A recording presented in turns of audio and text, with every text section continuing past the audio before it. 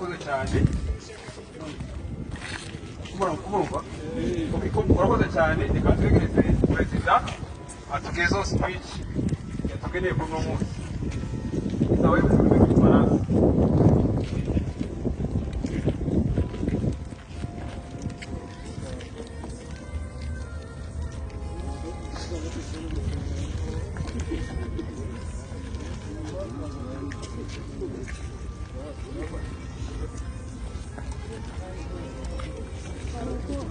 We need justice. Justice. Burundi stop supporting Wazalendo. Stop supporting Wazalendo. Burundi stop to support Wazalendo. Burundi stop to support Wazalendo. Murakoze cyane. Twagira ngo tubashimire abari aha bose babashije kuza ngo tubashe gufatikanya kwamagana leta y'u Burundi.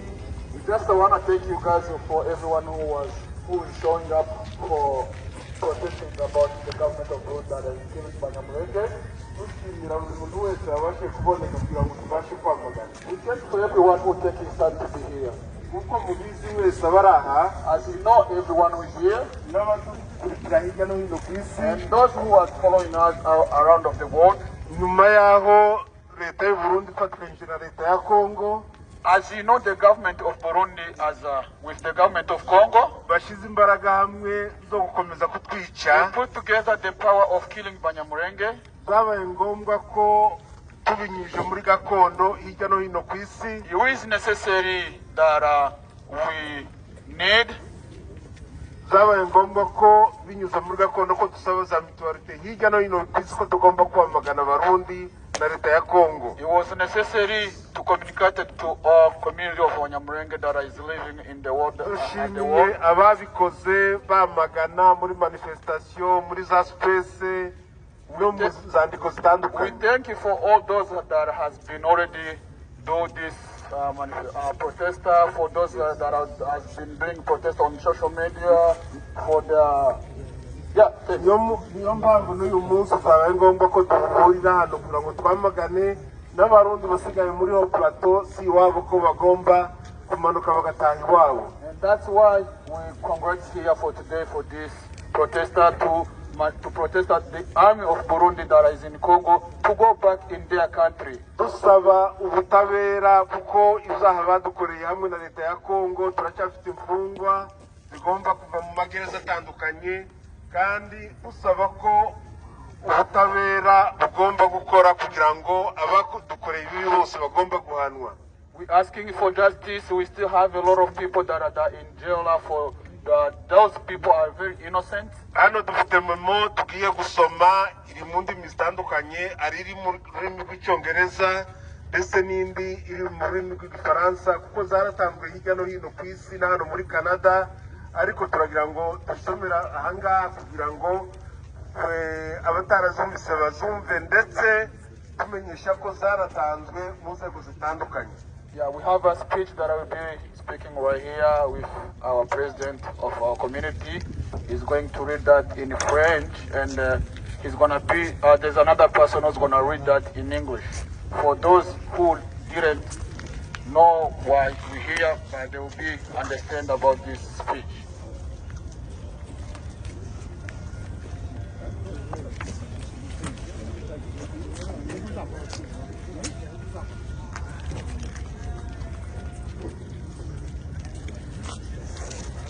Muri hangana gatoya, you just have to be patient for a little bit.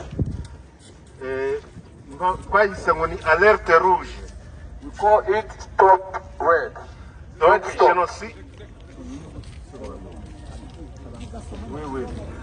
Génocide là en escalade à Minembwe, est de la République démocratique du Congo. Excellence, nous écrivons avec la plus grande urgence pour alerter la communauté internationale au sujet d'un génocide en cours contre la population civile Abanyamurenge sur le haut et moyen plateau Fizi, Itombe, Uvira, Sud Kivu, en République démocratique du Congo.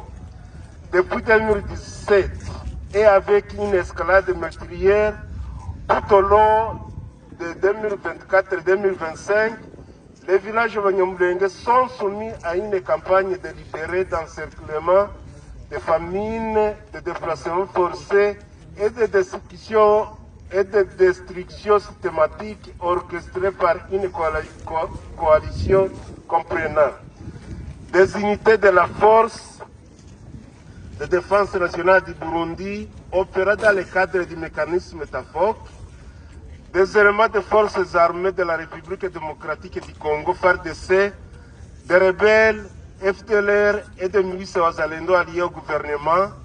Plus de 58 positions militaires encerclent désormais les zones habitées par les Abanyamurenge, créant un siège total.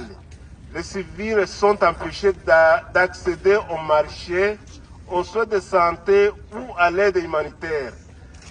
La nourriture, les médicaments et les biens essentiels sont systématiquement bloqués. Le bétail, qui constitue les principales sources de substances de la communauté, est pillé. FARDC et coordonné avec les forces burundaises ont à plusieurs reprises ciblé des zones civiles depuis novembre 2024, depuis longtemps jusqu'à novembre 2024 jusqu'à aujourd'hui, même après l'accord de cessez-le-feu de Doha. Le 12 novembre 2025, un porte-parole de l'armée burundaise a publiquement confirmé que les forces burundaises assiègent Minembwe, omettant complètement de distinguer les civils et les combattants, une violation grave du droit international humanitaire. Ces actes constituent des crimes de guerre, y compris l'utilisation de la famine comme méthode de guerre et les attaques contre les civils. Des crimes contre l'humanité, persécution, transfert forcé, extermination, des actes de génocide tels que définis par la Convention de 1948 sur le génocide.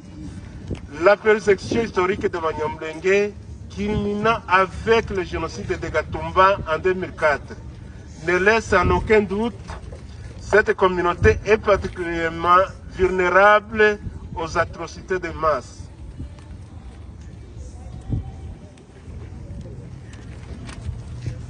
Nous exigeons de toute urgence les actions suivantes dans les 15 jours. Dans les 15 jours qui suivent ou qui restent. Levée immédiate et vérification du siège armé total et du blocus humanitaire imposé par les forces burundaises, FDN, les FARDC et leurs miliciens alliés sur les communautés Abanyamurenge. Retrait immédiat dans les zones où il reste dans les hauts plateaux de Minembwe. Déploiement d'une mission internationale indépendante de surveillance parce que nous voulons la justice. Ouverture d'une enquête internationale indépendante, sanctions ciblées, suspension de toute coopération et assistance militaire. Nous restons disponibles pour fournir preuves détaillées, témoignages des victimes pour les actes de crimes qu'ils ont faits. Le peuple Abanyamurenge demande justice et une protection immédiate conformément au droit international. Je vous remercie. We need justice. Burundi stop supporting Wazalendo. Burundi stop supporting Wazalendo. We need justice. We need justice. We need justice. We need justice. We need justice.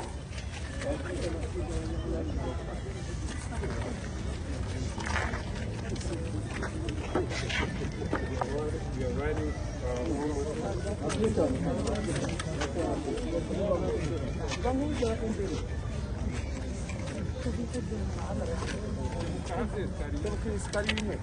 Excellencies, we read with almost urgency knowledge and international community to ongoing genocide against the Abanyamurenge civilian populations in High and Middle Plateau, Fizi, Itombwe, Uvira of South Kivu, Democratic Republic of the Congo.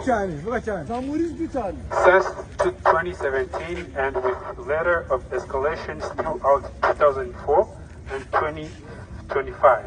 Abanyamurenge villages have been subjected to the deliberate campaign of unsettlement, starvation, forced displacement, and systematic destructions, orchestrated by coalitions that include Unity of Burundians, National Defense Force, FDNB, authority under the TAFOC framework, elements of the Armed Forces of the Democratic Republic of the Congo, FRDC, FDLR, laborers, and government aligned with Orlando militaries.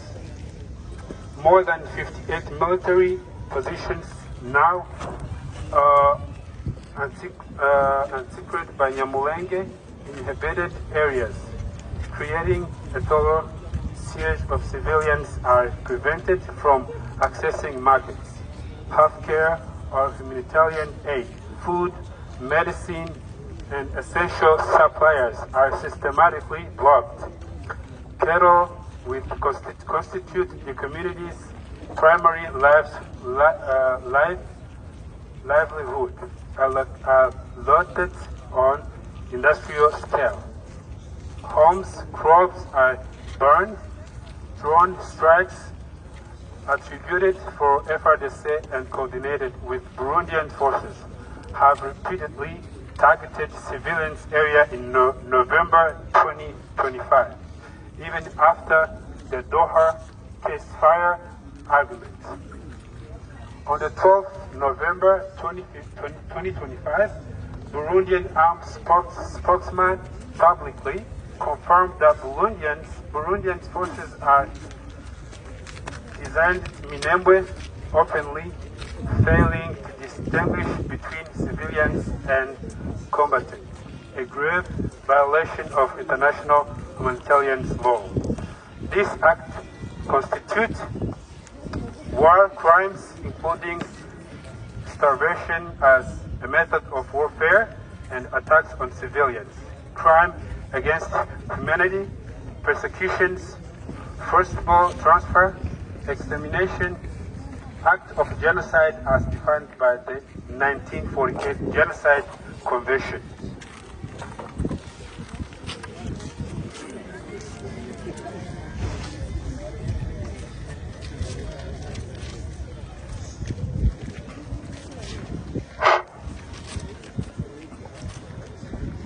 Immediately and variable lifting of total arms siege and humanitarian blockage imposed by Burundian armed forces, FRDC, their allied militants on the Abanyamurenge communities in high platoons of Uvira, Fizi, and Mwenga. Immediate withdrawal of Burundian military forces operating outside transparent regional monitoring framework and Eastern DRC. We demand for deployment of an independent international monitoring mission with unrestricted access of high platoons of documentation and violation and protect civilians.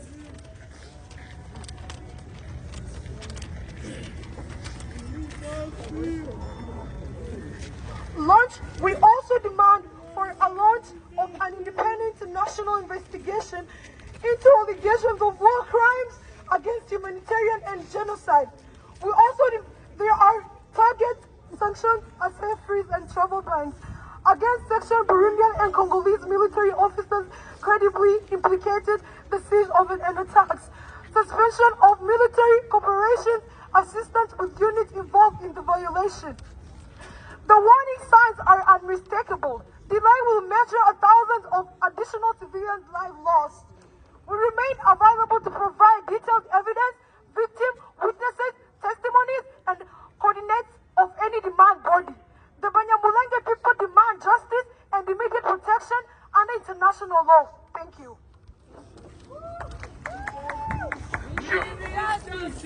We need justice. We need justice. We need justice. We need justice. We need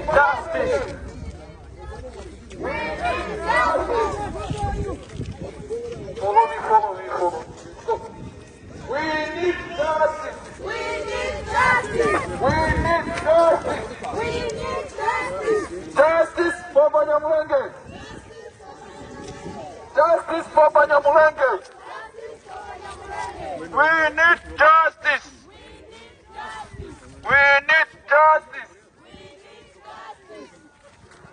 dukomeze hanyuma tunataha hagati aho turabashimiye mwese igikorwa cyiza mwakoze mwakoze cyane kandi mwakoze mukomereza aho ngaho mukorera hamwe. ushobora kugira icyo uvuga gatoya ku bijyanye n'uyu muhango turimo wo gushakira kuvugira ubwoko bwacu? mu by'ukuri nta kindi twavuga usibye gutabariza bene wacu b'abanyamurenge bari mu misozi miremire ya Kongo, tukagira ngo dusaba ingabo z'u Burundi ndetse na leta ya Kongo bakura ubwicanyi kuri bariya bantu, buriya bwoko n'ubwoko budafite amakosa namwe. Bakeneye kubaho, bakeneye kugira uburenganzira nk'abandi bantu. Rero niyo mpamvu turi hano kugira ngo twamagane leta y'u Burundi na leta ya Kongo muri rusange n'abazalendo ndetse n'imitwe y'interahamwe kugira ngo bahagarike ubwicanyi ku bwoko bw'abanyamurenge. Urakoze cyane. Amazina n'aho turi? Turi mu mujyi wa Edmonton, amazina ni Frank. Sawa, urakoze muvandimwe.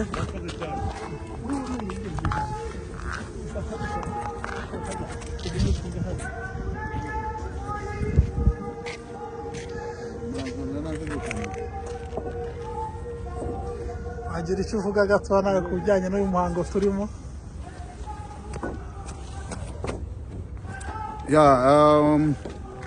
icyambere turashaka gushimira abantu bitabiriye kino gikorwa cyo kwigaragambya twamagana leta y'u Burundi na leta ya Kongo ku bwicanyi ikorera ubwoko bwacu.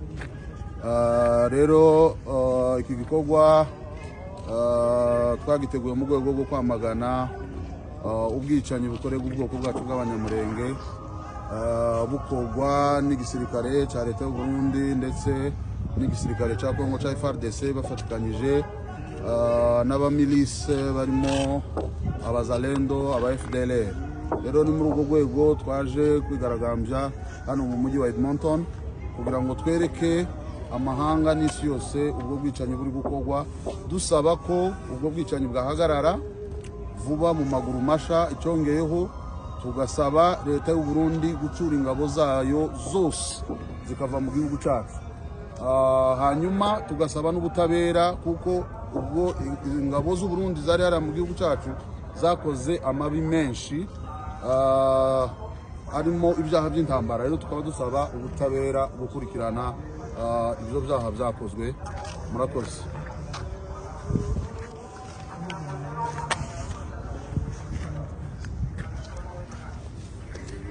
Nk'uko mubibona rero turi mu mujyi wa Edmonton mu gihugu cya Canada, aho turi mu muhango wo kugira ngo tuvugire ubwoko bwacu, we need justice for Abanyamurenge, aho turimo turasaba ingabo z'u Burundi kugira ngo zive muri Kongo hanyuma tubone amahoro. Aho turi hose nawe ushobora kuba voice of Murenge, ushobora kugira icyo uvuga kugira ngo amahoro aboneke mu gihugu cyacu. So we all need save Murenge.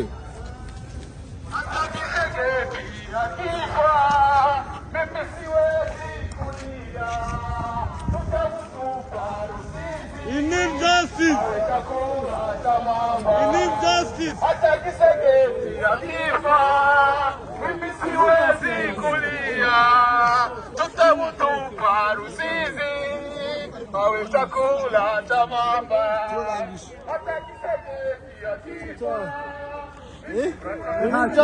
we ntacyo uvuga ku bijyanye n'uyu muhango turimo?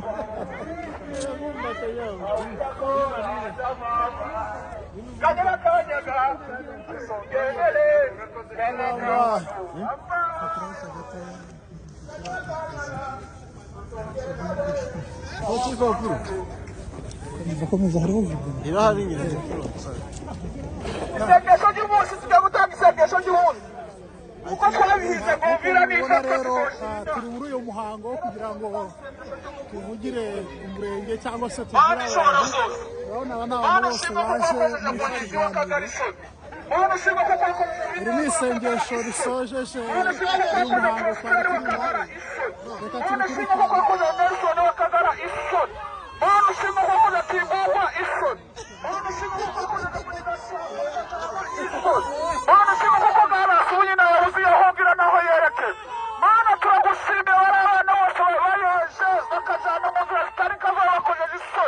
Mana w'izina ryawe warakoze, Mana turagushimiye. N'ubundi twizeye ko ukora ibindi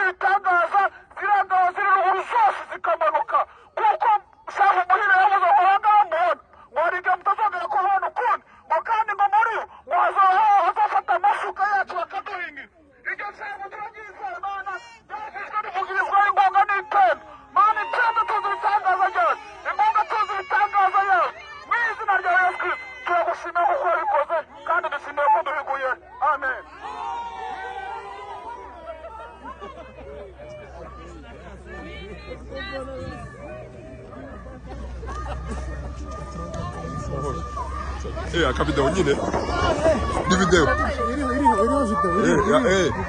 nigumize ufotore okay nk'uko mubibona rero uyu muhango turawushoje twari turimo kugira ngo tugire ubwoko bwacu bw'abanyamurenge so we need justice aho uri hose uri umunyamurenge you can now say something kugira ngo ubwoko bwacu bubone amahoro so aba ni abantu bose bari bitabiriye rero uyu muhango w'uko muri kureba Naseba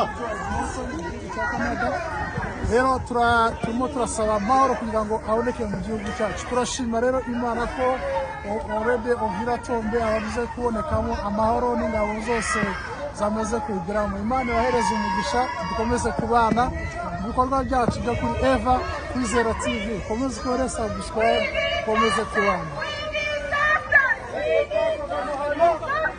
ariko kugeza